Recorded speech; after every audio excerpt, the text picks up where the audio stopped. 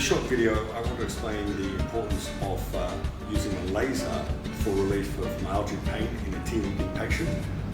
And most of you are used to using some form of cutting laser, whether it's a soft tissue guide laser or a hard tissue cutting laser. This is a totally different technology. And what I like about it, it actually helps to speed up the repair process anywhere there's inflammation.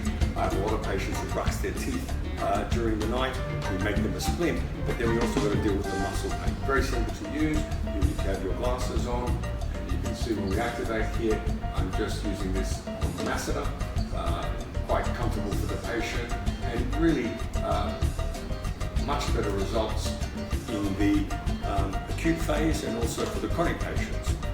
So I thoroughly recommend that if you are treating patients with joint pathology, with myalgic pain, it's a combination of JVA to diagnose and the MLS laser for the myalgic pain.